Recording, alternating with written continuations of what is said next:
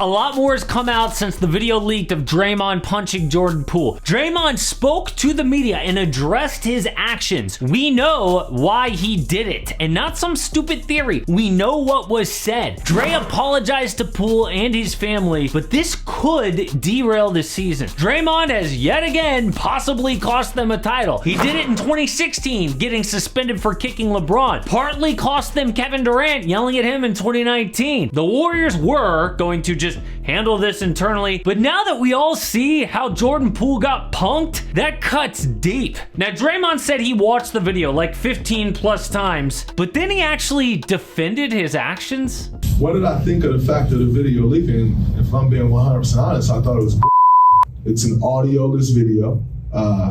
It's a video that cuts to me walking right to him. He's basically saying, oh, well, if you had the audio to hear what was said, and if it just didn't cut to me walking toward him, you would understand why I punched him. No, dude, just say there's no excuse for what I did. I don't care how bad the video made it look, it was horrible. He was making excuses there. TMZ also reported what was said. Apparently, Dre was being overly physical in practice. Jordan Poole called him out on a couple of fouls. So Draymond called him a multiple times. Draymond's favorite insult. People say Jordan started it with the push. No, Draymond baited him into the push by getting in his face first and calling him a.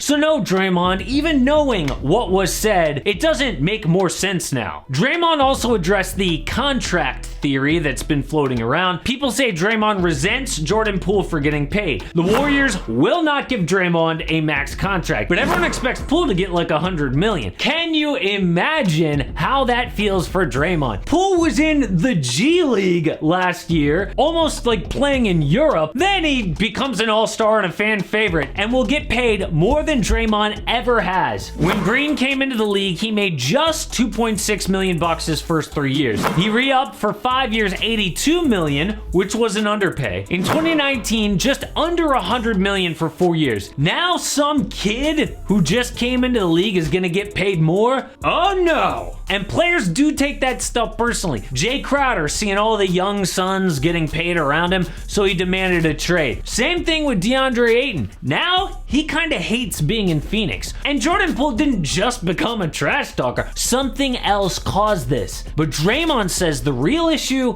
was letting a problem in his personal life affect his attitude on the court. Okay, that's fine, but I still stand by what Rudy Gobert tweeted. Insecurity is always loud. Yes, 4 little words that perfectly describe Draymond. He has been the most insecure player since he came in the league. I get it. Chubby as a kid, second round pick. Then he gets money and success and throws it in everyone's face. Cavaliers? Nope. We won? Yeah. They suck? Yeah. Can you imagine Steph or Clay talking like that? No. But the insecure one is the loudest. But how will this affect their season? Because honestly, that's all we really care about. I mean, after you find out that Jordan Poole is going to be okay, you're like, okay, how does this affect wins and losses? Well, some people are predicting this is the end of Draymond in Golden State. And I do get that, but the dirty little secret in Golden State is nobody is more annoyed with Draymond than Steve Kerr. He has dealt with so much crap. Like when Dre told Kerr to his in the locker room in 2016. He actually said that. And listen to Kerr's answer after the punch about trust. You guys have been through stuff with Draymond before. Is trust in any way compromised already, or are you nearing that, or where are you with that? No comment.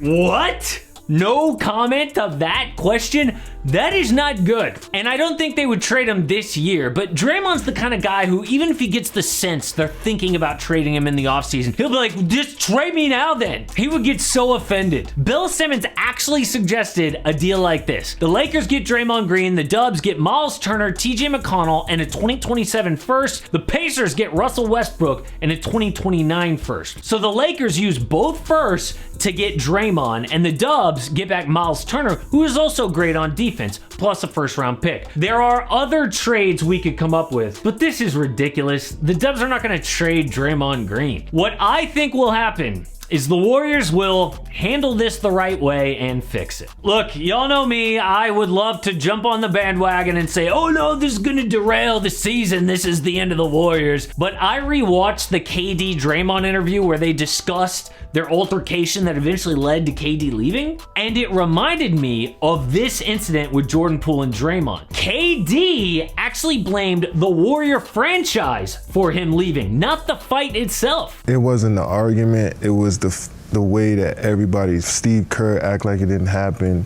Bob Myers and tried to just discipline you and think that that would put the mask over everything.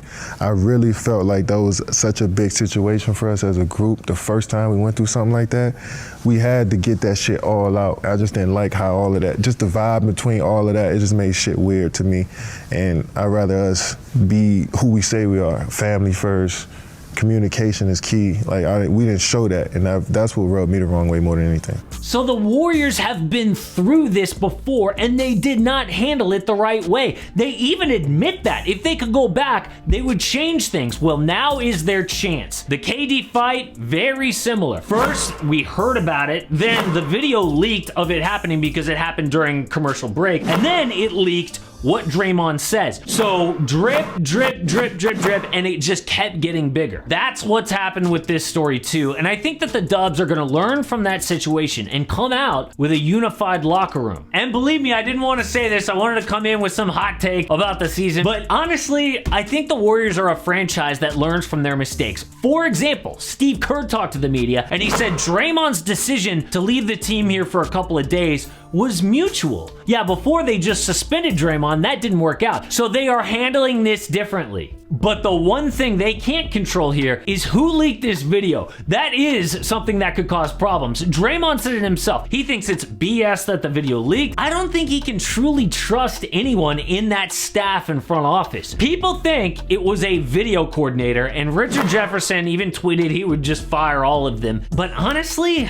it doesn't make sense. I mean, TMZ paid $120,000 for that video, but video coordinators aren't in it for the money. They're in it to get their foot in the door of the NBA. It is so rare to get a job like that. I mean, guys like Eric Spoelstra go from video coordinator to head coach, and to throw away that opportunity for money doesn't make sense. And if you look at the video, it looks like it was shot on a phone of a screen. To me, a video coordinator would have exported the video off of their laptop and sent that high quality. Who would shoot it with their phone? It could have been another player. They have access to this. Maybe a player who has beef with Draymond wanted to get it out. It could have been to the NBA league office. Maybe the Warriors sent this video to the NBA league office. It was someone there. But the Warriors have launched a full-scale investigation to find out. Whoever leaked it is never gonna work in the NBA again. But beefs like this are what makes the NBA great. It's all the drama. As long as nobody gets hurt. I said that before. It's really important that Jordan Poole is okay. If that punch really connected, dude, that could have changed his life because he is about to get paid. Thankfully, he's okay. But there's another rivalry that's already brewing between the #1 and #2 picks in next year's draft. Of course, I'm talking about Victor Wembanyama and Scoot Henderson. Victor said something that totally pissed off Scoot, rightfully so. I made a whole video about it. Check it out.